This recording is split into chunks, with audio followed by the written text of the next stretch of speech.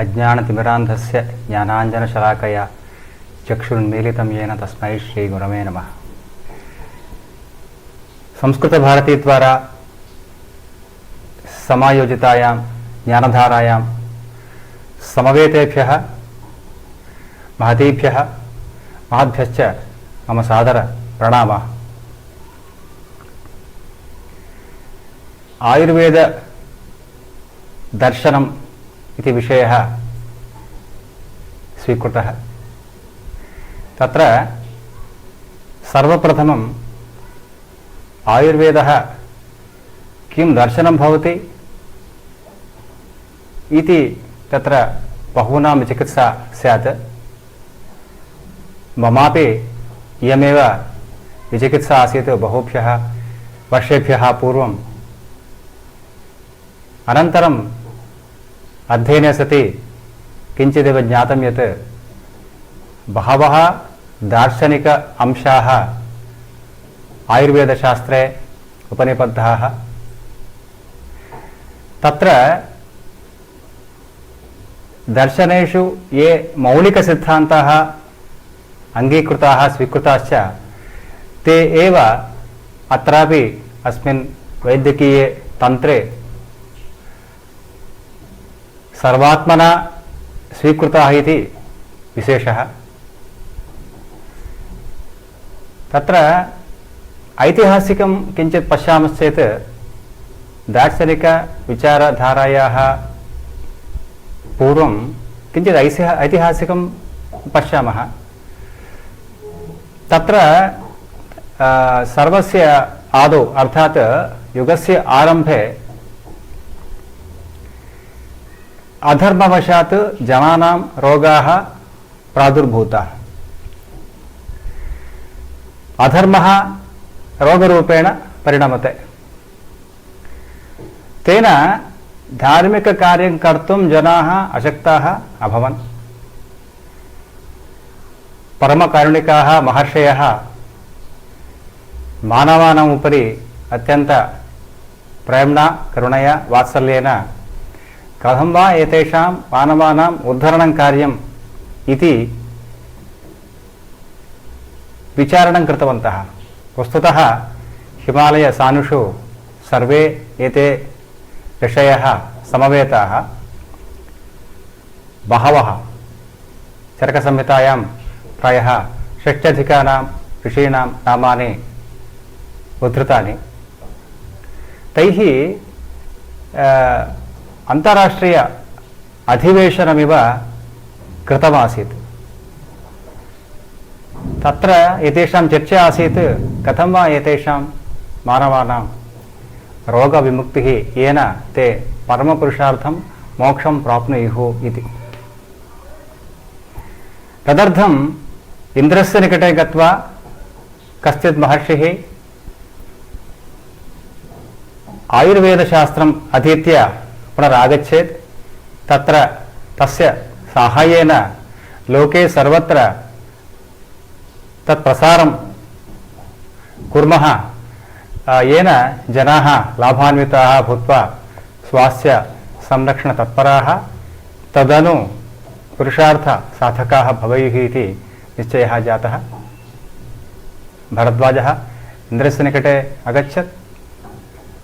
तत्र सर्वम् अधीत्य प्रत्यागत्य लोके तस्य प्रसारं कारयामास इति वयं किञ्चित् काञ्चित् कथां शृणुमः संहितासु। वस्तुतः आयुर्वेदः उपवेदः। आयुर्वेदः न लिखितः। ब्रह्मा स्मृत्वा आयुषो वेदमिति उच्यते चरकेण। वस्तुतः इदं शास्त्रं स्मृतमासीत् ब्रह्मणा, न तु लिखितं। लक्षश्लोकात्मकम् आदौ आसीत् इति प्रथा। एवञ्च तत्र ऐतिहासिकं किञ्चित् चिन्तयित्वा तत्पश्चात् तस्य विद्यासु कथं स्थानमस्ति इत्यपि विचारयामः। वयं जानीमः यत् चतुर्दश विद्यास्थानानि उक्तानि इति अंगानि वेदाश्चत्वारो मीमांसा न्यायविस्तरः पुराणं धर्मशास्त्रञ्च विद्याख्येता चतुर्दश इति चत्वारः वेदाः षड्वेदाङ्गानि पुराणं धर्मशास्त्रं न्यायशास्त्रं मीमांसाशास्त्रमिति आहत्य चतुर्दश विद्याः प्रोक्ताः। तत्रैव अन्याः चतस्रः विद्याः अपि सूचिताः। आयुर्वेदो धनुर्वेदो गान्धर्वश्चेति ते त्रयः अर्थशास्त्रं चतुर्थञ्च विद्याशिष्टादशैव ताः इति तत्र आयुर्वेदः आयुर्विद्या धनुर्वेदः धनुर्विद्या गान्धर्व वेदः गान्धर्वविद्या एवञ्च अर्थशास्त्रम् अर्थनीतिः अथवा अर्थविद्या इति अस्माभिः स्वीकरणीयम्। आहत्य अष्टादश विद्याः इति। आयुर्वेद शास्त्रे प्रधानतया ग्रन्थत्रयं निर्दिश्यते। चरकसंहिता, सुश्रुतसंहिता, अनन्तरम् अष्टाङ्गहृदयमिति। चरकर्षणालिखितसंहिता चरकसंहिता, सुश्रुतेन यः ग्रन्थः लिखितः सः सुश्रुतसंहिता, एवञ्च वाग्भटेन। तत्रापि वृत्तवाग्भटः इति कश्चित् अन्यः, वाग्भटः अन्यः इति। अष्टाङ्गसङ्ग्रहस्य कर्ता वृद्धवाग्भटः इति विश्वस्यते आयुर्वेदलोके। एवञ्च तदनन्तरकालीनैः अष्टाङ्गहृदयम् इति निर्मितं वाग्भटेन। आदिमसंहिताद्वयस्य अष्टाङ्गहृदयस्य तत्र महत् कालान्तरमस्ति। अतः तत्र एते विधिरूपेण आयुर्वेदशास्त्रे पठ्यन्ते। अनन्तरं लघुत्रयी इत्यपि अस्ति, तत्रापि त्रयः ग्रन्थाः निर्दिष्टाः वर्तन्ते। वस्तुतः आयुर्वेदः किमर्थं प्रवर्तते? धर्मार्थकाममोक्षाणाम् आरोग्यं मूलमुत्तमं, रोगास्तस्य अपहर्तारः श्रेयसो जीवितस्य च इति चरकः सूत्रस्थाने चरकसंहितायां कथयति।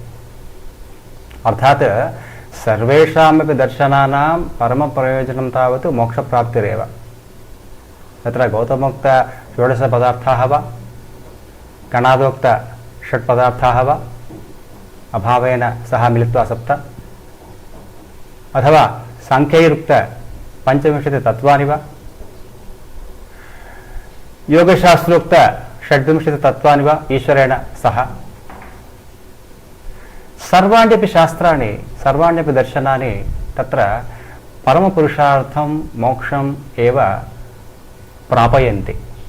नदीनां सागरो गतिः इत्युक्तत्वात् यत्कञ्चित् दर्शनं भवतु तत्र सम्यक् अध्ययनं कृत्वा वयं तावत्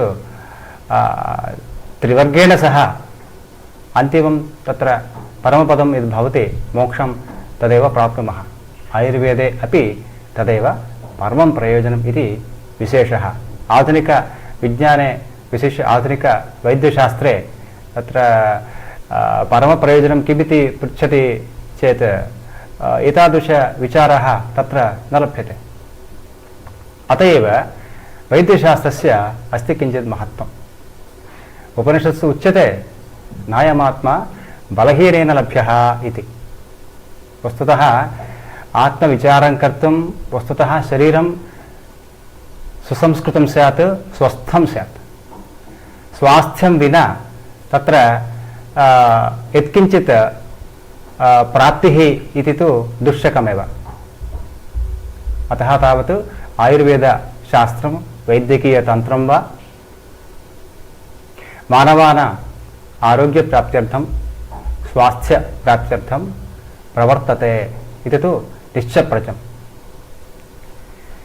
आयुर्वेदस्य उद्धरणं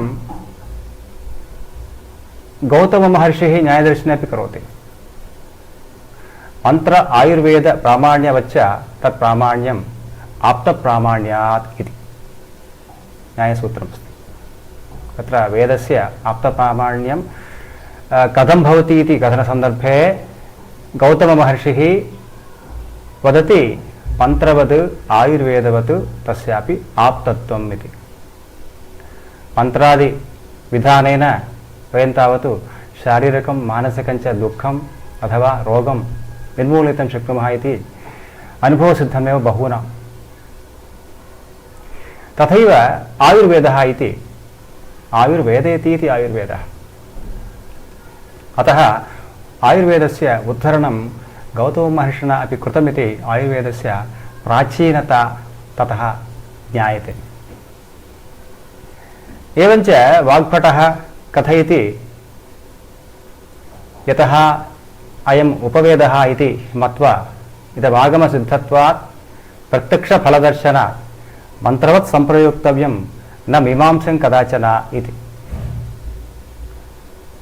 प्रत्यक्षफलं ददाति आयुर्वेदः। न केवलं तत्र इदानीम् अस्माभिः चर्च्यमान तत्त्वम् अथवा दार्शनिक अंशान् विहाय शरीरस्य स्वास्थ्यसम्पादनार्थं रोगनिर्मूलनार्थम् उपायद्वयमपि आयुर्वेदः कल्पयति। अत एव तेनोक्तं मन्त्रवत् सम्प्रयोक्तव्यम् इति। मन्त्रः यथा स्वरसहितः अवधानेन अस्माभिः उच्चार्यते तद्वत् आयुर्वेदस्यापि विधानं कार्यमिति वाग्भटस्य मतिरस्ति। आयुर्वेदः बहूनां दार्शनिक अंशानां समाहारः। तत्र कथयति चरकः विविधानि हि शास्त्राणि भिषजां प्रचरन्ति लोके इति। अर्थात् आयुर्वेद शास्त्र रूपेण सम्प्रति यद् वयं पठामः तत्र बहूनि शास्त्राणि वर्तन्ते।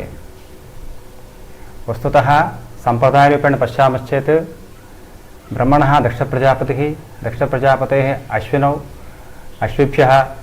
अश्विभ्याम् इन्द्रः, इन्द्रस्य सकाशात् भरद्वाजः इति तत्र आयुर्वेद अध्ययनपरम्परा ऐतिहासिकरूपेण अस्माभिः ज्ञायते। तत्पश्चात् पुनः परम्पराद्वयम् उत्पन्नमिति। तत्र पुनर्वसु आत्रेय परम्परा इति यत्र चरकादयः प्रसिद्धाः वर्तन्ते। अनन्तरं धन्वन्तरिसम्प्रदायः इति तत्तु शस्त्रविद्यासम्बद्धसम्प्रदायः। एवं परम्पराद्वयं वयं शास्त्रे पठितुं शक्नुमः। एवञ्च आयुर्वेददर्शनं कथयति एकं शास्त्रमधीयानो न विद्यात् शास्त्रनिश्चयं तस्मात् बहुश्रुतः शास्त्रं विजानीयात् चिकित्सकः इति। वस्तुतः भिषजा सह सम्भाषेत इति विमानस्थाने चरकः कथयति। अर्थात् एकस्मिन्नेव शास्त्रे अध्ययनं कृत्वा तेन अध्ययनेन किमपि वयं तत्त्वं ज्ञातुं शक्नुमः इति तु वस्तुतः अज्ञानम्। अत एव तज्ञैः सह अस्माभिः सम्भाषणकार्या शास्त्रचर्चाकार्या इति। तस्य फलमेव वयं पश्यामः इदानीन्तनकाले बहुत्र मठेषु सभासु वाक्यार्थविचारादिकं कुर्वन्ति विद्वांसः। अत एव बहूनां शास्त्राणां परामर्शः कार्यः तेनैव बुद्धिवैशद्यं सम्पाद्यते इति चरकस्य कथनस्य उद्देशः। अस्तु, तर्हि आयुर्वेदः वेदज्ञाने इति वेदशब्दे स्थितधातोः अर्थः। एवञ्च आयुष् शब्दस्य को अर्थः उच्यते शरीर इंद्रिय सत्व आत्म संयोगः धारी जीवितम् इति। एवञ्च उच्यते नित्यगश्च अनुबन्धश्च पर्यायैरायुरुच्यते। शीर्यते इति शरीरम् यस्मिन् आत्मा तिष्ठति। इन्द्रियम् आत्मनः लिङ्गं भवति। इन्द्रियं दशेन्द्रियाणि पंचकर्मेन्द्रियाणि पंचज्ञानेन्द्रियाणि। आत्मा चेतनावद् आत्मा भवति।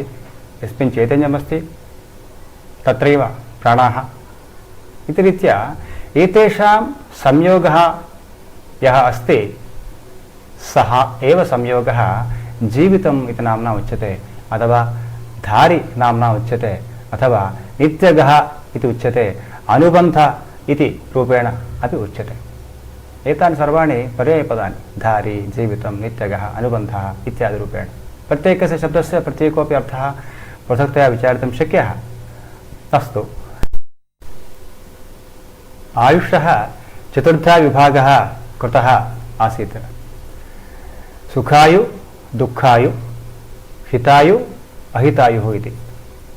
तत्र सुखायुर्नाम यस्मिन् यौवनम्, उत्साहः, बलं, वीर्यं, प्रतिष्ठा, धैर्यं, स्थैर्यं, शिल्पादिविद्यासु कौशल्यम्, इन्द्रियनिग्रहः, ऐश्वर्यम् इति रीत्या सर्वेषु विषयेषु प्रगतिः यत्र दृश्यते स एव सुखायुः भवति। तद् विपरीतः भवति दुःखायुः। हितायुर्नाम वस्तुतः सांघिकजीवनं ये अधिकतया इच्छन्ति, कुर्वन्ति, संघसेवायां जीवनं यापयन्ति, सः हितायुनाम्ना अस्माभिः परिगणितुं शक्यते। उदाहरणार्थं ये च सर्वेषां जन्तूनां जनानां हितकामाः, अन्येषां सम्पत्त्यर्थम् आशां ये न कुर्वन्ति, अप्रतिगृहीतारः, सत्यवक्तारः, अनन्तरं शान्तिकामुकाः, अनन्तरं समीक्षकारिणः, जागरूकाः, ज्येष्ठानां पंडितानां सम्माननं ये कुर्वन्ति, शास्त्रेषु निष्णाताः, एवञ्च कामक्रोधादि विषयेषु नियन्त्रणं येषामस्ति, आध्यात्मिकता येषु अस्ति, येषां बुद्धिः सम्यक् प्रवर्तते, एते सर्वे हितायुनाम्ना उक्ताः वर्तन्ते चरकसंहितायां।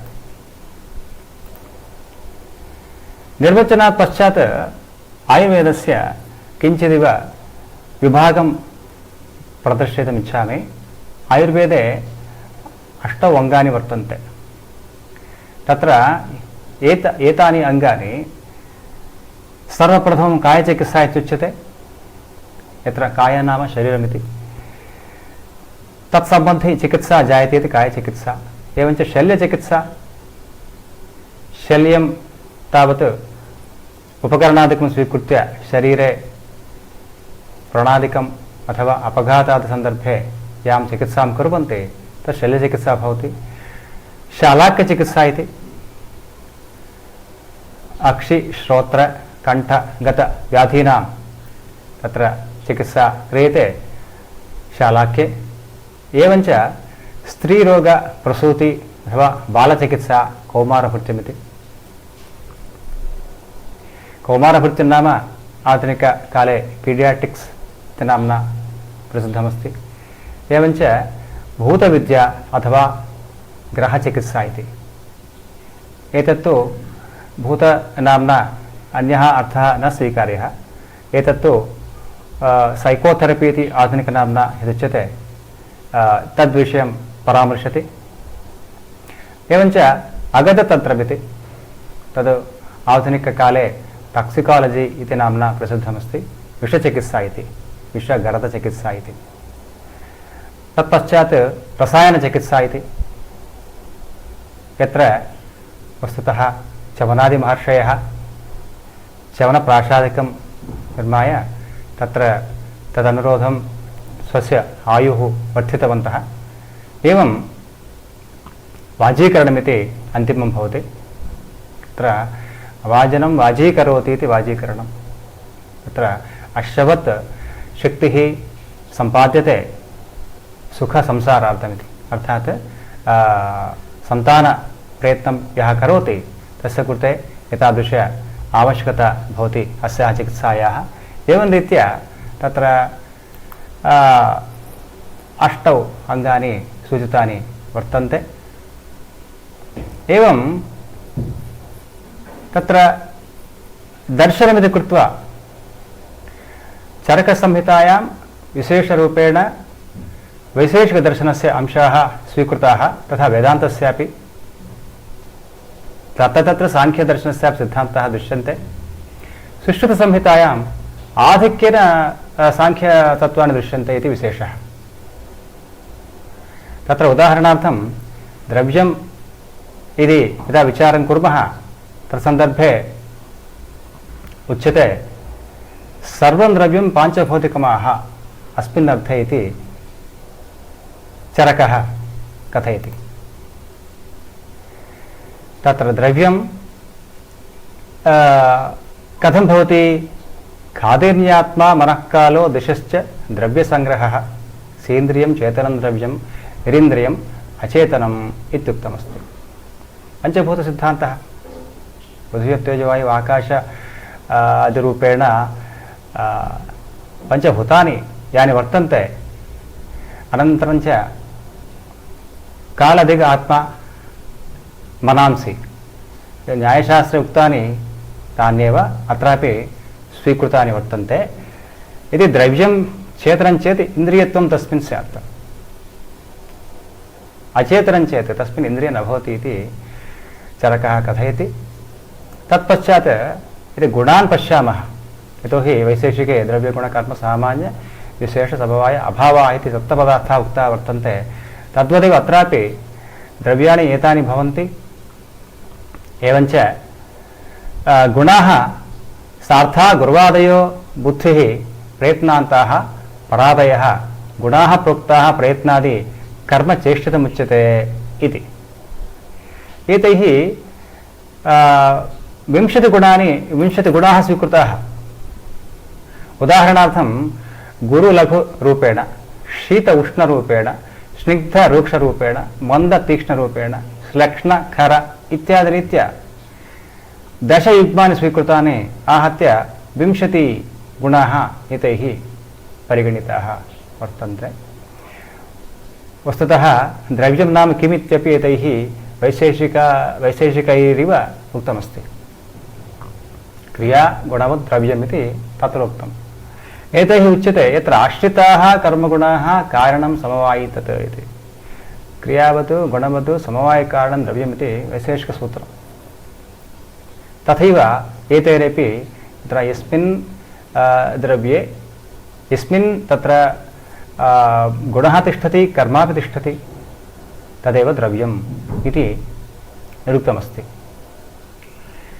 संयोगे च विभागे च कारणं द्रव्यमाश्रितं कर्तव्यस्य क्रिया कर्म कर्म नान्यदपेक्षते इत्यपि ते कथयन्ति।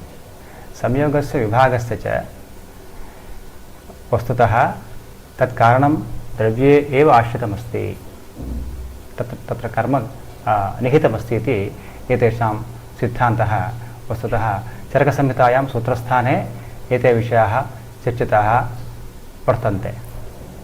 तर्हि अस्य दर्शनस्य प्रयोजनं किम्? उच्यते धातुसाम्य क्रियाचोक्ता तन्त्रस्यास्य प्रयोजनम् इति।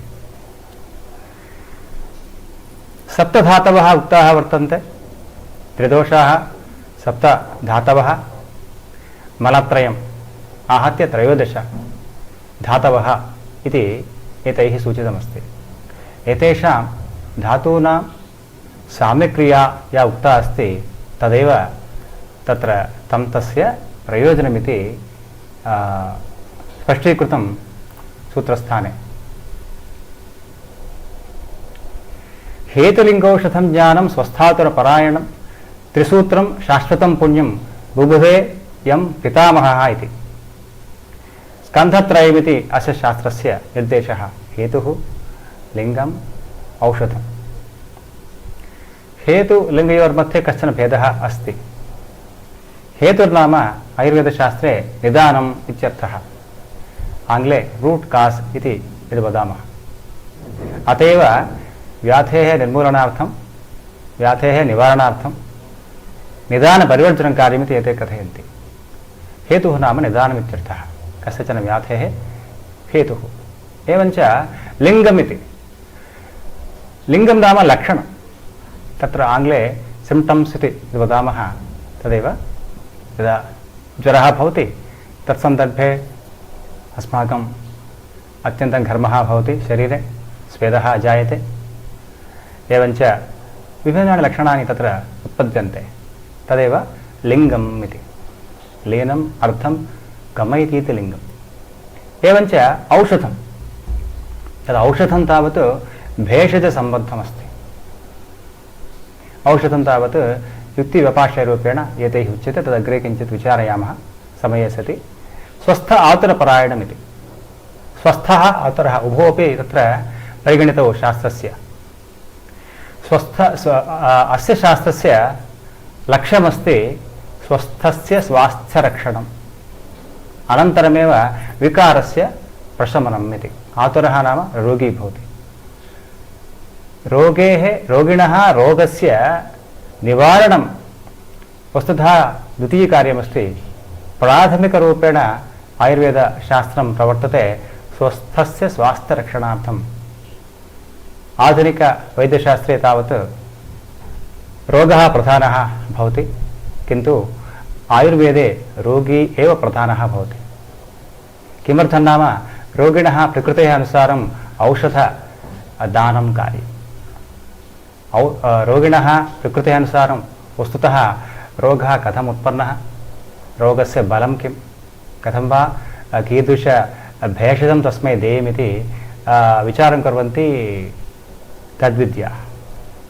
एवञ्च आरोग्यम् इति यदा वदामः, आरोग्यशास्त्रं किल, सुखसंज्ञकम् आरोग्यम् इति निर्वचनम् एतत्, डेफिनिशन् इति वदन्ति किल। वस्तुतः सुखसंज्ञकम् आरोग्यम् इति।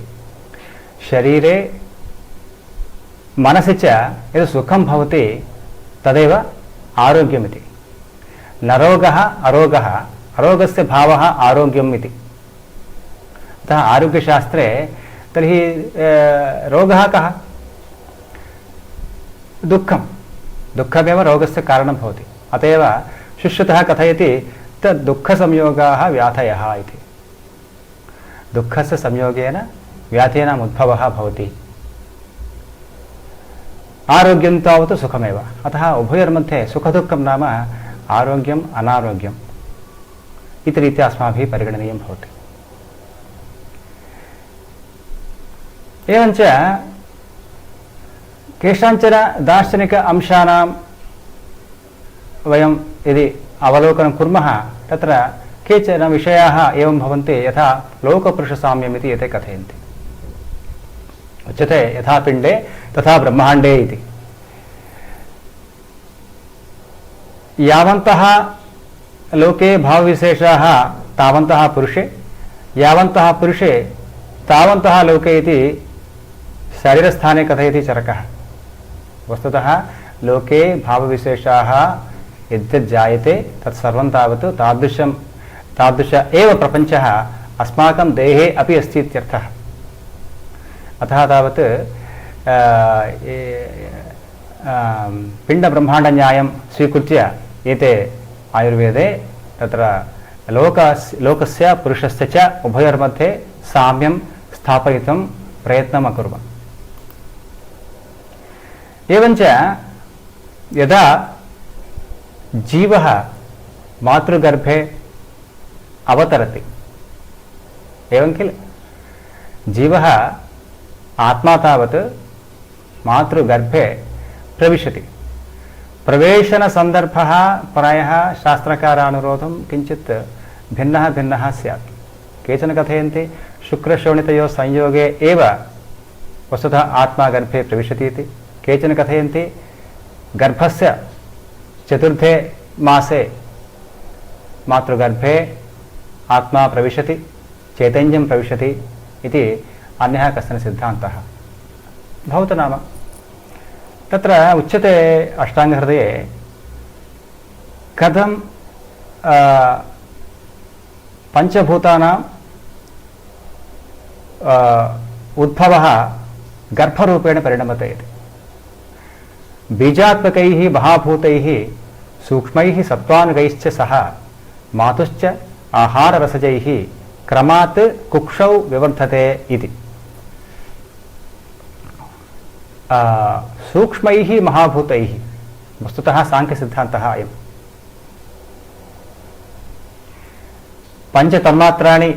पञ्चतन्मात्राः उक्ताः।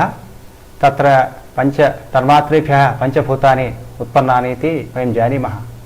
प्रकृते महान् तो अहङ्कारः तस्मात् गणश्च षोडशकः इति सांख्यकारिका। बीजात्मकैः महाभूतैः सूक्ष्मैः सत्त्वानुगैश्च सूक्ष्मदशायां महाभूतानि पञ्च च मिलित्वा सत्त्वेन सह आयुर्वेदशास्त्रे सत्त्वं नाम शुद्धं मनः एव। रजस्तमो भूयिष्ठं न, वस्तुतः मनसः शुद्धावस्था नाम सत्त्वावस्था, अतएव मनसः सत्त्वम् इति व्यवहारः आयुर्वेदे। मातुश्च आहाररसजैः, तत्र रसवः स्रोतांसि भवन्ति मातुः शरीरे, माता यद् भुङ्क्ते तद् रसरूपेण परिणमते, रसः रक्तरूपेण, तस्मात् मांसरूपेण। एवं रीत्या सप्तानां धातूनां तावत् परिणामः, धातुपरिणामः उक्तः। तत्रापि वस्तुतः केषाञ्चन न्यायानां प्रयोगः यतैः कृतः अस्ति आयुर्वेदशास्त्रे। क्षीरदधिन्यायः, केदारकुल्यन्यायः, एवञ्च खलेकपोतन्यायः इति रीत्या न्यायत्रयस्य साहाय्येन कथं धातवः रसाद् आरभ्य परिणमन्ते, अन्ततो गत्वा ओजः पर्यन्तं तेषां सृष्टिः कथं भवति इति एतैः सम्यक् विचारितमस्ति। एवं विचार्यमाणे सति अस्माकं कदाचित् संशयः भवति, वस्तुतः जीवनं नाम किमिति। आधुनिकवैद्यशास्त्रे उच्यते यद् रेस्पिरेशन् अनन्तरं हृदयस्पन्दनमिति, तद् उभयमेव न, तदतिरिच्य बहु तत्र वर्तते।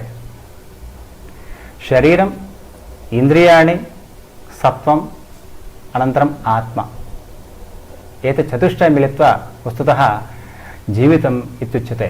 वयं पूर्वमपि विचारितवन्तः। अतः अयम् एकः विषयः आधुनिकवैद्यशास्त्रे लुप्तः अस्ति, यतः तेषां तावत् आत्मनि विचार एव नास्ति।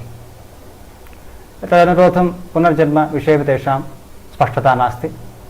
विशिष्य आधुनिकवैद्यशास्त्रं कस्यचन धर्मस्य आधारेण प्रवर्तते इत्यपि कारणान्तरम् इति वक्तुं शक्नुमः।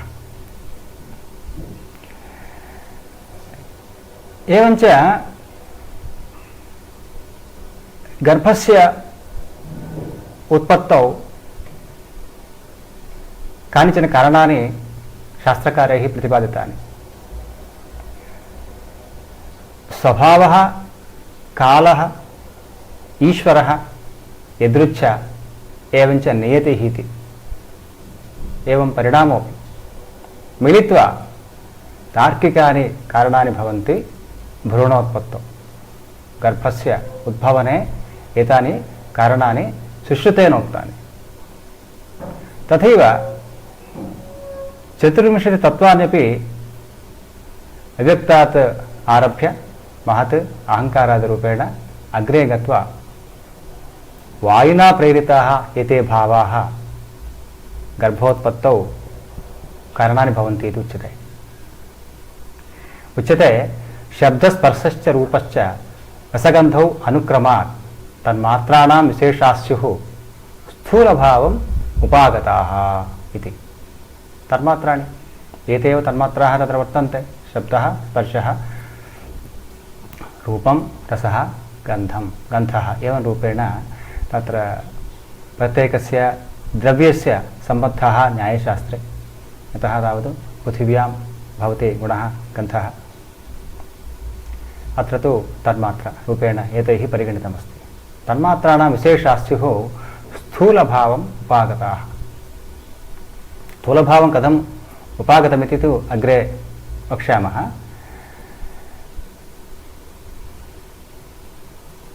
तं चेतनावस्थितं वायुः विभजति। चेतना अवस्थितं तं गर्भं, तं भ्रूणं तत्र वायुः विभजति। वायोः कर्म तावत् विभजनं भवति। उच्यते वायोर्वैक्षेपिष्ठा देवता इत्यादि मीमांसावाक्यानि। तत्र तेजः एनं पचति। तेजः तावत् अग्निकर्मणः तावत् प्रतिनिधिर्भवति शरीरे, तदेव पित्तनाम्ना वयं जानीमः। आपः क्लेदयति, क्लेदनं जलस्य लक्षणमस्ति।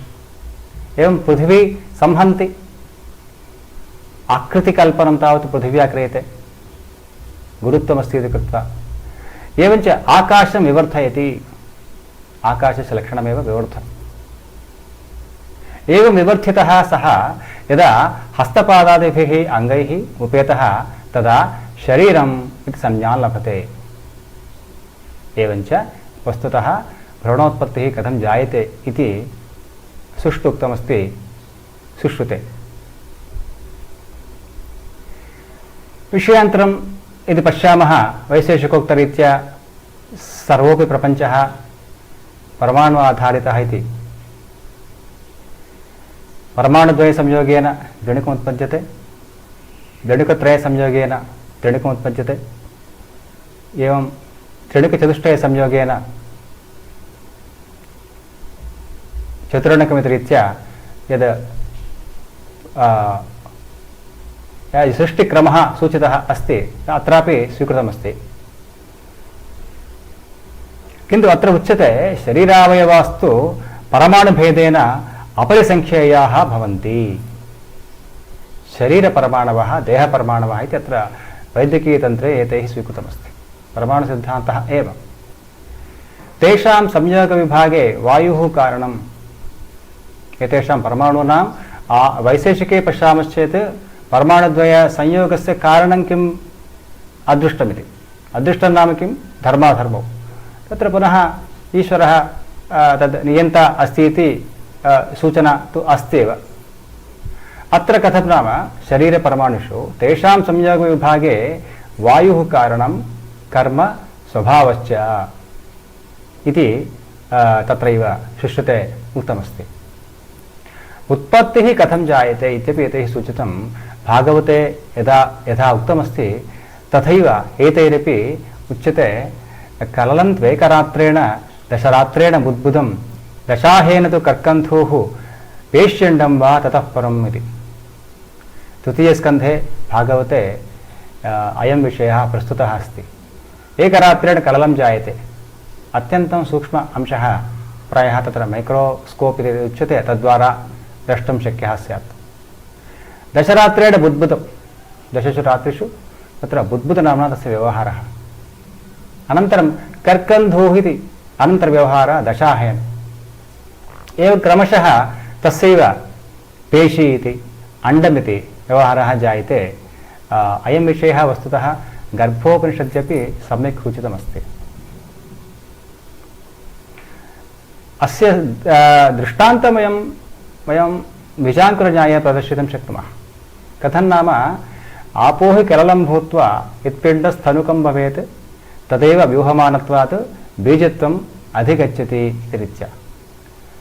अम्बु ऋतु कालः क्षितिरिति रीत्या एतानि सर्वाणि तत्र यदा सिद्धानि भवन्ति कारणानि तदानीं तावत् बीजात् अङ्कुरस्य उत्पत्तिः जायते। तद्वत् अत्रापि मातृगर्भे एतेषां सहकारेण गर्भोत्पत्तिः जायते इति एतेषां सिद्धान्तः अस्ति। वस्तुतः अत्र पुरुषविषयशरीरमिति एकः अध्यायः चरकसंहितायां। पुरुषशब्दस्य वयं जानीमः एव, परिषेते इति पुरुषः शरीरे अर्थात् आत्मनः एतत् निर्वचनमस्ति। तेन किं जायते? वस्तुतः लिङ्गं किमपि नास्ति, स्त्री वा भवतु पुरुषः वा भवतु, शरीरं तु समानमेव। तस्मिन् शरीरे यः शेते आत्मा स एव पुरुषः इति तत्र व्यवहारः। आयुर्वेदशास्त्रे उच्यते षड्धातुपुरुषः इति। षड्धातवः समुदिताः पुरुषेति शब्दं लभन्ते। केचते षड्धातवः पृथिव्यादि पञ्चभूतानि एवञ्च ब्रह्म। अतः उक्तमस्ति तद्यथा पृथिव्यत्तेजो वायुराकाशं ब्रह्म च अव्यक्तम् इति। अयमेव इदमेव अव्यक्तं ब्रह्मनाम्ना युक्तमस्ति। सांख्यैः पुरुषः इति स्मृतः, तद् अव्यक्तमस्ति।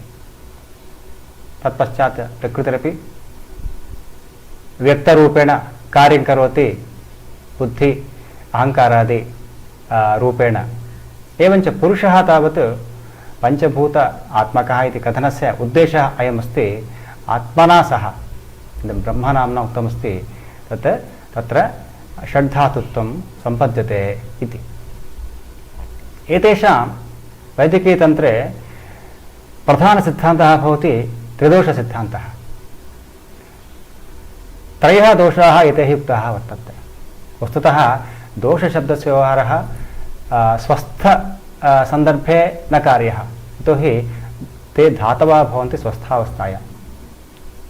दूष्यन्ते इति दोषाः, एते त्रयः दोषाः धातून् गत्वा दूषयन्ति, अत एव एते दोषत्वेन परिगणिताः।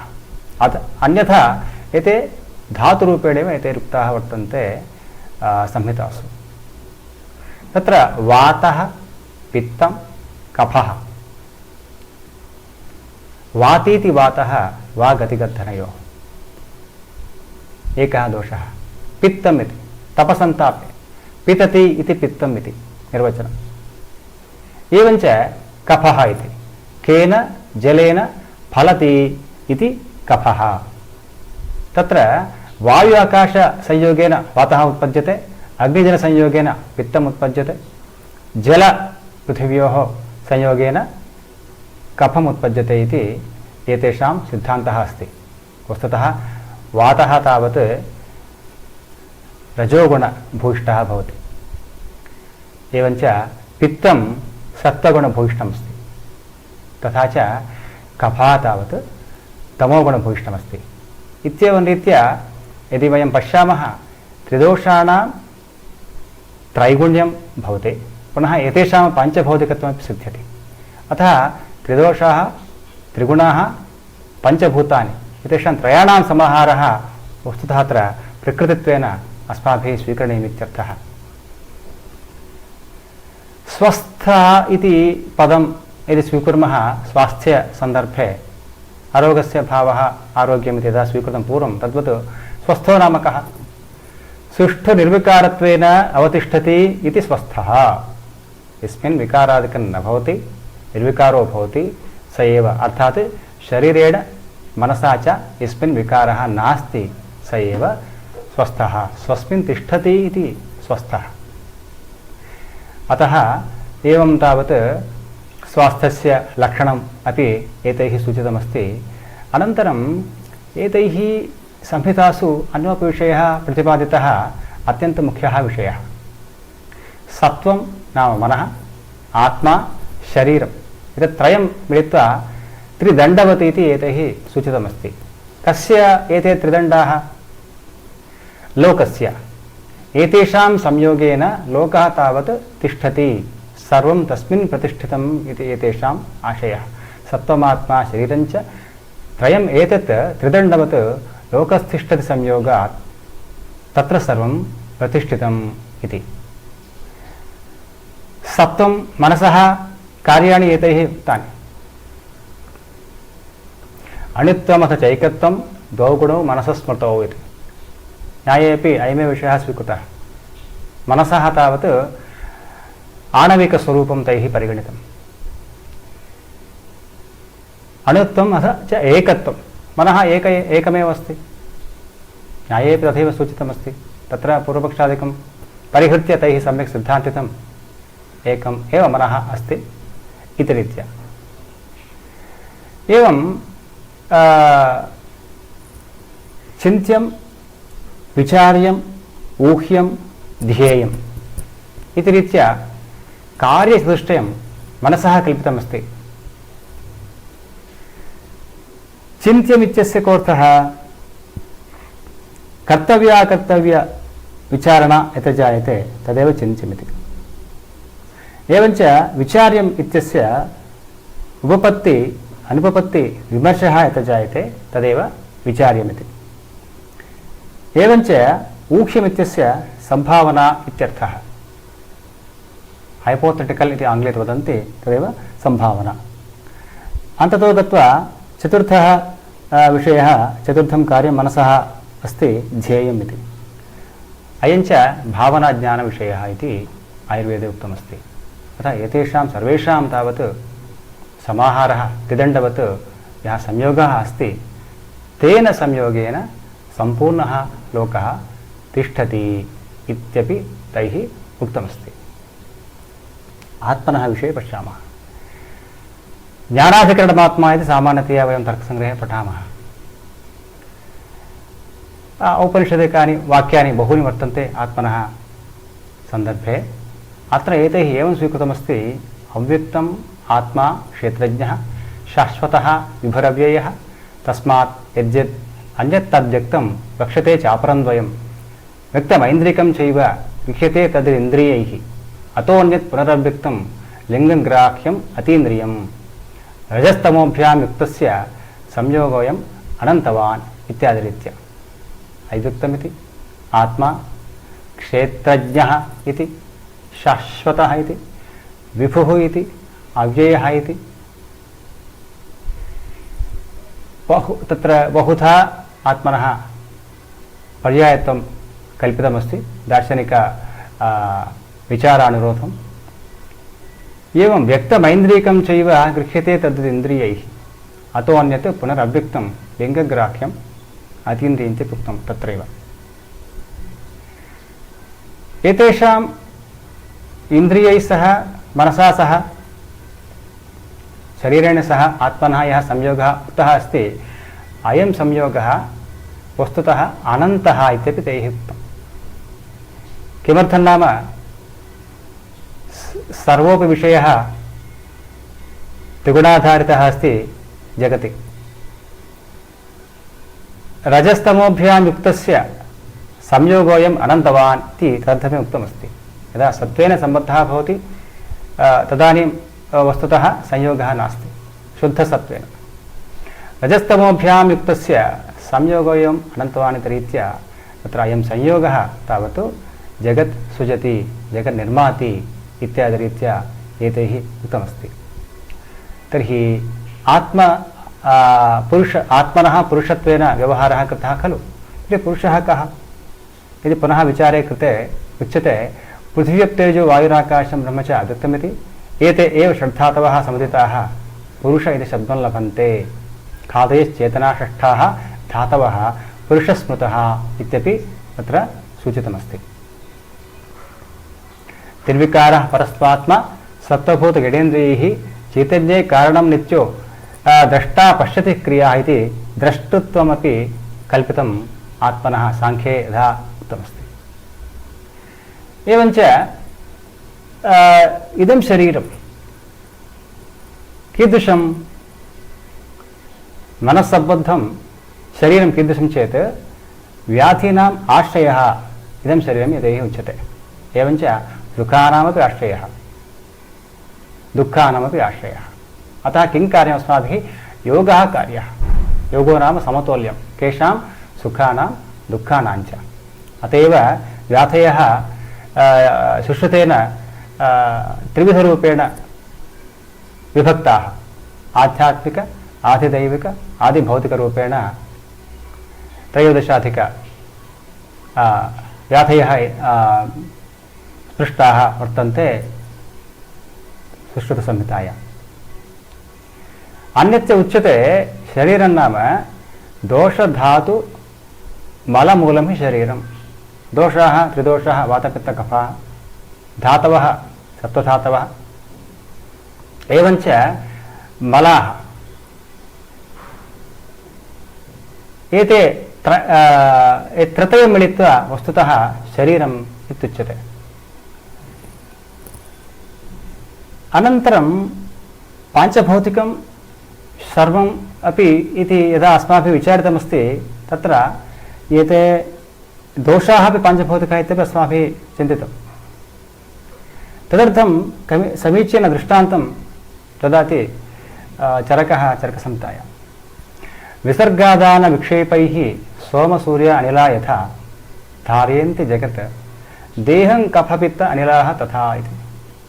विसर्गकालः आदानकालः इति वस्तुतः अस्माकं तावत् आदानकालः गतः इदानीं विसर्गकालः चलति।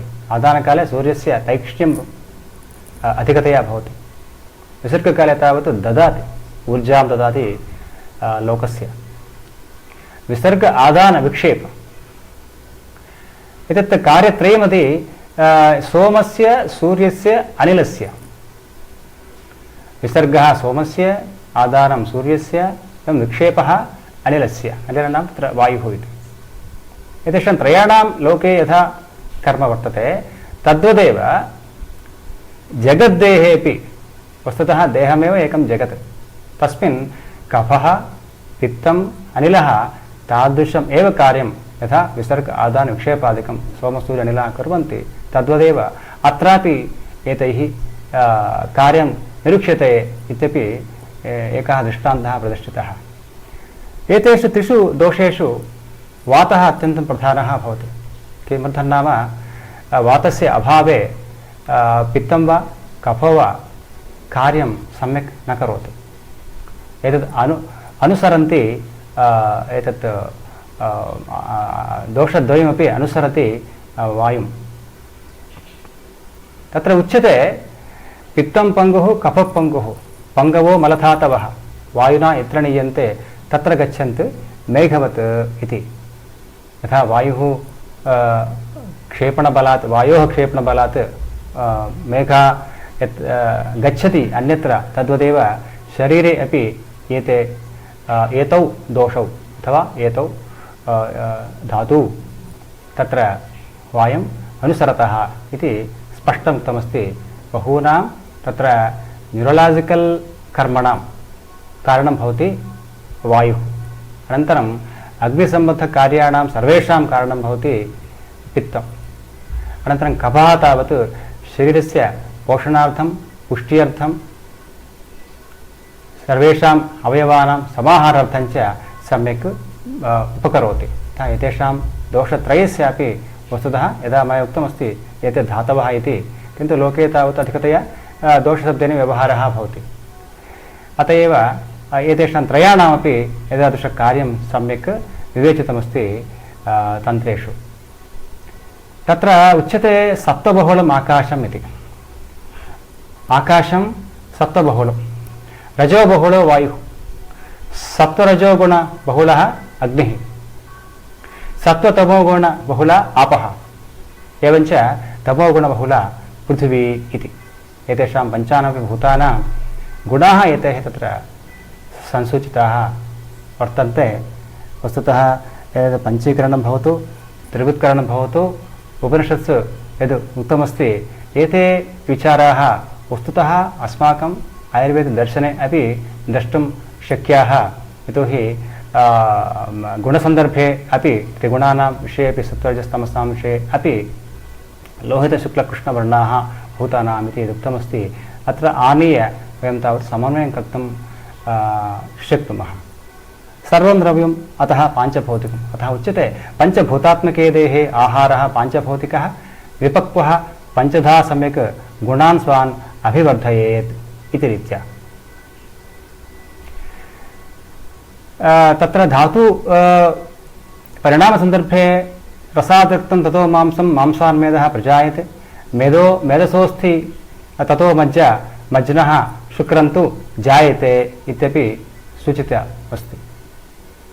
वस्तुतः रोगकारणं भवति आयुर्वेदानुसारं कारणत्रयं तैः सूचितमस्ति। असात्मेन्द्रियार्थसंयोगः, प्रज्ञापराधः, अनन्तरं कालपरिणामः इति। अर्थानाम् इन्द्रियैः सह संयोगः यः भवति सः सुष्ठु संयुक्तः स्यात्। नो चेत् तत्र त्रिधा रोग उत्पत्तिः भवति इति उच्यते। अतियोगः अर्थैः सह, अयोगः अर्थैः सह, मिथ्यायोग, अतियोग अयोग मिथ्यायोगः इति आयुर्वेदे सूचितमस्ति। अत एव कर्णत्वक्ष घ्राणेन्द्रियाणां शब्दस्पर्शरूपरसगन्धेषु अविप्रतिपत्तिः इन्द्रियजयः इति कौटिल्योपि अर्थशास्त्रे कथयति। वस्तुतः अस्माकम् अर्थैः सह इन्द्रियाणां यः सम्बन्धः अस्ति सः यदि सुष्ठु अवतिष्ठते तर्हि अस्माकं स्वास्थ्यं भवति, नो चेत् तत् रोगकारणं भवति। उदाहरणार्थं चक्षुरिन्द्रियस्य अयोगो नाम कश्चन जनः बहुकालं यावत् कस्मिंश्चित् गृहे पिहितः अन्धकारे, बहूनां वर्षाणाम् अनन्तरं यदि तस्य मोचनं कुर्मः तर्हि अकस्मात् दर्शनेन वस्तुतः चक्षुरिन्द्रियस्य प्रकाशेन सह अयोगः भवति, सम्पूर्णतया अयुक्तः सः तावत्। अतियोगो नाम यदा वयं तान्त्रिककर्मसु पश्यामः, बिल्डिङ्ग् इति उच्यते, तत्र अधिकप्रकाशः जायते, तादृशप्रकाशः न द्रष्टव्यः, तद् अतियोगः। चक्षुरिन्द्रियस्य अर्थस्य च अतियोगः जातः इत्यर्थः। तेनापि तद् अन्यथा परिणमते रोगरूपेण यदि आधिक्यं तस्य अस्ति। अनन्तरं मिथ्यायोगः इति। मिथ्यायोगो नाम अद्रष्टव्यानां विषयाणां दर्शनं। कदाचित् कस्यचित् मारणं कश्चित् करोति, यदि अस्माकं दौर्भाग्यवशात् पश्यामः तर्हि तद् मिथ्यायोगः इति। तेनापि मनसि विकारः जायते, तेन रोगः उत्पद्यते इत्यपि एतैः सूचितम्। एवं रूपेण अस्माभिः अन्येषु अपि इन्द्रियेषु अवगन्तव्यं भवति अतियोग अयोग मिथ्यायोगः इति। तत् असात्म्येन्द्रियार्थसंयोगनाम्ना प्रथमं रोगकारणम् एतैः उक्तमस्ति। एवञ्च प्रज्ञापराधः इति। प्रज्ञया कृतः अपराधः प्रज्ञापराधः। ज्ञात्वा कर्माणि कुरुते इति उपनिषदुक्तिः, किन्तु अत्र वयं किं कुर्मः, ज्ञात्वा अपराधं कुर्मः। यतोहि इदानीं लोके पश्यामश्चेत् धूमपानं कुर्वन्ति, मद्यपानं कुर्वन्ति जनाः। वैद्याः कथयन्ति धूमपानं मा करोतु भोः, तेन भवतः फुफ्फुसां लङ्ग् केन्सर् भवति इति उच्यते। एवमेव तत्र मद्यपानमपि लिवर् इति अवयवस्य क्षतिं प्रापयति, तत् न सेव्यम् इत्यपि सूच्यते, किन्तु कुर्मः। जनाः लोके कुर्वन्ति, वयं पश्यन्तः स्मः। एतत् ज्ञात्वा क्रियते, तदेव प्रज्ञापराधनाम्ना प्रसिद्धः। कालपरिणामो नाम ऋतोः अनुसारं वस्तुतः शरीरे बहुविध परिणामाः जायन्ते, स एकः विषयः। तेनापि तद् रोगकारणं भवति। एवञ्च वार्धक्ये प्राप्ते सति तत्रापि रोगाः वर्धन्ते, यतोहि वार्धक्यकाले वातः अधिकतया भवति इति कृत्वा वातस्य आधिक्येन वातसम्बद्धरोगाः वृद्धावस्थायाम् अधिकतया भवन्ति। अतः कालपरिणामपि एकं कारणम्। अतः कारणत्रयमपि तत्र रोगोद्भवे एतैः प्रदर्शितमस्ति। तत्र पुनः तस्य चिकित्सार्थं पुनः त्रितयं तैः प्रदर्शितमस्ति। तद् दैवव्यपाश्रयः, युक्तिव्यपाश्रयः, सत्त्वावजयः इति। प्रज्ञापराधस्य कृते सत्त्वावजयः। सत्त्वावजयः नाम सत्त्वस्य अवजयः, इन्द्रियाणां नियन्त्रणं कथं कार्यं, सद्वृत्तमिति, आचाररसायनमिति, आहाररीत्या निद्रारीत्या च एतैः साधितानि चिकित्सारूपे। तत्र दैवव्यपाश्रयसन्दर्भे सा चिकित्सा एवं भवति, दैवम् एव आश्रयणीयं भवति अस्माकं। यदा लोके न कश्चित् अस्माकम् उद्धरणं करोति तदानीं दैवमेव स्मरामः। सामान्यतया जनानां बलहीनतापि अस्ति। तत्र दैवं, बलिः, मण्यादयः, मन्त्रादयः इति रीत्या एतेषाम् आश्रयं कृत्वा कथञ्चित् रोगविमुक्तिं प्राप्नुमः। अत एव उच्यते, पुराजन्म कृतं पापं व्याधिरूपेण बाधते तच्छान्तिरौषधीर्दानैः जपहोमसुरार्चनैः इति रीत्या दैवोपास्यचिकित्सायाः अत्यन्तं महत्त्वमस्ति। तेन तत्र आध्यात्मिकविद्यायां तस्य भागत्वमपि वयं द्रष्टुं शक्नुमः। युक्तिव्यपाश्रयो नाम औषधादीनां प्रयोगं कृत्वा चिकित्सा यत्र जायते सा सैव युक्तिव्यपाश्रयचिकित्सा इत्युच्यते। एवञ्च चिकित्सात्रयम् अस्माभिः चिन्तितं। रोगस्य कारणत्रयं त्रैविध्यमपि अस्माभिः दृष्टमस्ति। वैद्यः शास्त्रे अध्ययनं कृत्वा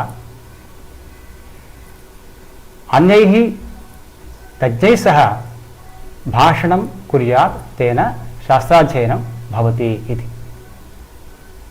अत एव उच्यते तद्विद्यसम्भाषा बुद्धिवर्धनानां शास्त्रसहितः तर्कः साधनानाम् इति चरकः विमानस्थाने कथयति। तद्विद्यैः सह चर्चा कार्या तद् बुद्धिं वर्धयति इति आशयः अस्ति एतेषां शास्त्रकाराणाम्। अतः प्रज्ञाविवेकं लभते भिन्नैरागमदर्शनैः कियद्वा शक्यमुन्नेतुं स्वतर्कमनुधावता इति भर्तृहरिणा यदुक्तमस्ति तदत्र अस्माभिः स्मर्तुं शक्यते।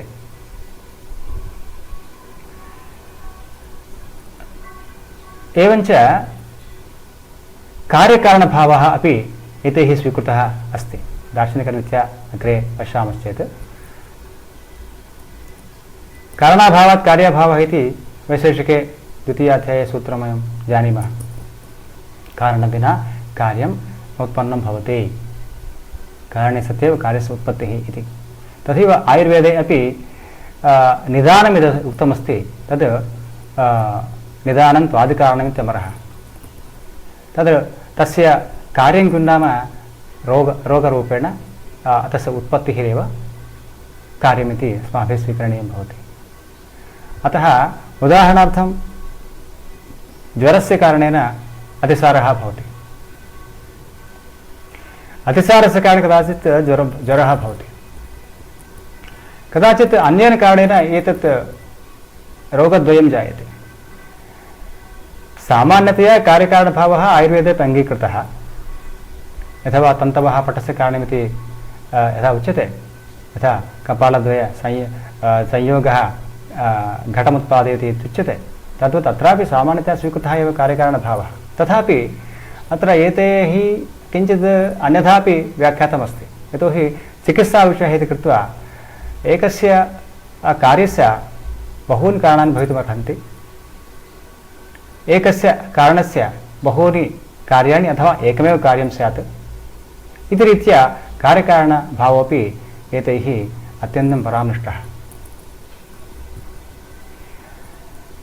एवं तर्हि प्रमेयादिकं युक्तमस्ति।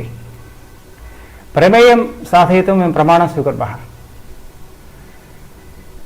आत्मा रीत्या अत्र यदि 13 पदार्थाः उक्ताः वर्तन्ते न्याये, ते एव अत्रापि स्वीकृताः वर्तन्ते। प्रमेयसिद्धिः प्रमाणार्थी इत्युच्यते। प्रमेयाः पदार्थाः एतेषां सिद्धिः प्रमाणत्रयेण भवति इति वैदिकीये विश्वस्यते। प्रत्यक्षम्, अनुमानम्, आप्तागमः इति। एतत्त्रयं विहाय युक्तिप्रमाणमपि एते कल्पयन्ति। तत्र प्रत्यक्षस्य निर्वचनम् एते एवं वदन्ति। प्रत्यक्षं तु खलु यत् स्वयम् इन्द्रियैः मनसा च उपलभ्यते इति। अत्र उच्यते प्रत्यक्षस्य सन्दर्भे चरकेण सूत्रस्थाने उच्यते आत्मेन्द्रिय मनोर्थानां सन्निकर्षात् प्रवर्तते व्यक्ता तदात्ते या बुद्धिः प्रत्यक्षं सा निरुच्यते इति।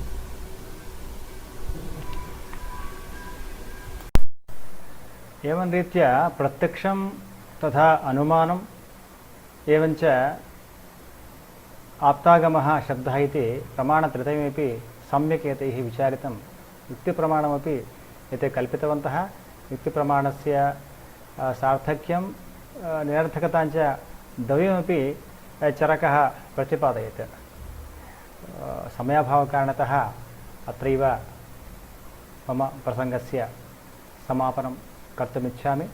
एतादृश अवकाशं दत्तवद्भ्यः संस्कृतभारती तेलङ्गाणा राज्य अध्यक्षेभ्यः, अन्येभ्यः मम मित्रेभ्यः संस्कृतभारती मित्रेभ्यः सर्वेभ्यश्च कार्तज्ञं व्याहृत्य विरमामि। नमस्कारः।